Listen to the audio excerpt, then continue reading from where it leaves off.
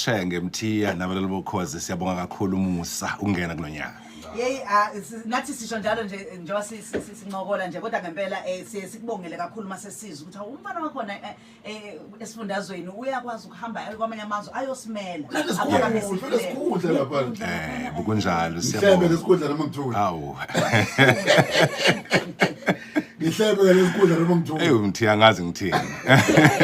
Abona ko Billings laba ko Billings lento lesisaba uthi no basho South Africa Ozumukhaya lobuthu ulapha kodwa Hayi sibonga umusa kakhulu ya sikhona kwi breaks siphethe umkhakha ubizwa kuthiwa food security sibonga ukuthi basiqokele khona ukuthi sikwazi ukusiza ukukhiqiza ukudla Africa yonke jikelele kahle hle yes yazi lo muntu wasemaqandeni ngempela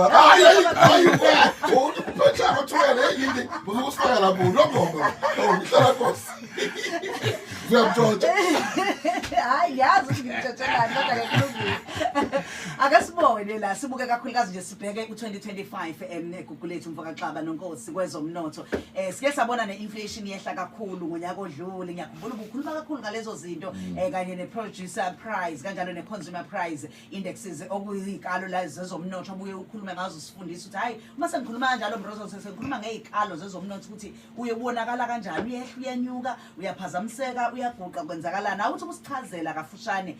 sibheke kulonyaka ukuthi sihamba nawo kanjani nokuthi nje mhlambe usho ukuthi kusho ukuthini lokhu kwezomnotho Siyabonga kakhulu Mashenge senamhlanje sakho umkhanya sibuke ukuthi nje ubunyaka uqala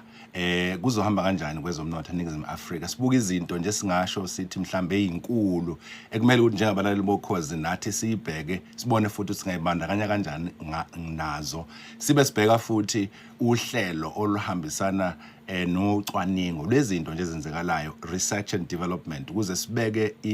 imicabango yethu nezinqumo zethu phezulu kwento esingathi iscience ngokucabanga lana njengoba usukhuluma ngeproject price index uzokhumbula lana ukuthi siyakhiqiza eNingizimu Afrika suke sibheka ke izinto esikhiqizayo ngaphakathi nezinto ekhiqizwa zisuka ngaphandle ziza ngaphakathi sibuka ukuthi thina sikhiqiza kanjani kangakanani ngoba uzokhumbula ukuthi sike sasho sihlale sisho kulolu hlelo ukuthi iNingizimu Afrika isenkingeni yokuthi iyadi-industrializer ayikhiqizi yona izinto kufanele izisebenzise ngaphakathi lolu hlelo lo le-PPI lusuke libheka izinto ezifana nalezo silibuka lokhu lolu hlelo kuhambisana futhi neinflation ukuthi South African Reserve Bank ibeka imbandela ethile ethi kufanele inflation ibe phakathi ka3 no6% okwamanje ngicabanga ukuthi sivala unyaka odlule siku 3.8% okube into enhleke leyo ngoba kusokusho ukuthi amanani okudlihlile or kufanele ehla sisho kanjalo yizeke ukuthi ayehla noma wehle kufanele kube khona abakubhekisisayo ukuthi lokho kuyenzeka yini kodwa ke uma sikhuluma ngePPI sikhuluma into ezibheka izinto ezemkhiqizo kuyi-mining manufacturing ukukhiqiza kwezinto agriculture ofish zonke imboni nje isuke ihambisana nokukhiqiza izinto ngaphakathi ukuthi iNingizimu Afrika kufanele ikhiqize kakhulu kulonyaka izinto zayo ezozidla ngaphakathi kusho ukuthi mhlawumbe lokho ikwenza ibe futhi ibambisene namazwe ase-Afrika yes angithi phela kusho uma ukhuluma nje ngePPI usukhuluma ngezinto esuke ikhiqizwa ngaphakathi bese kuba ukuthi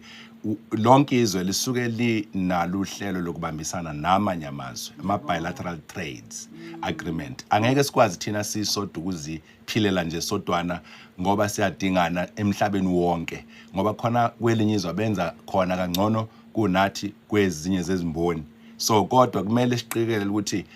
ukubalansa lokuthiwa ibalance of trade ukuthi uma ukuthi sithenga izinto njengecathulo ehlala senza isibonelo ngazo njengoba ziwu300 million ama-pair ecathulo esiwasebenzisa eNingizimu Afrika u80% walokho sikuthenga kusuka ngaphandle ngama sifanele sehlise thina ukuthi okungenani asithenge noma u50% ukuze u30% ovela ngaphandle sewukhiqiza ngaphakathi ngoba lokho kusuke sekusho ukukhiqizwa kwemisebenzi eminingi uma ubheka i-value chain lapho izikhumba zeinkomo nje kade ziwa nje inkomo nezimbuzi ngoDecember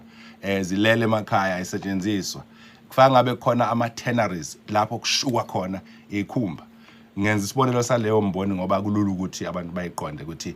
ukuze sikwazi ukukhuphula umnotho wethu ngaphakathi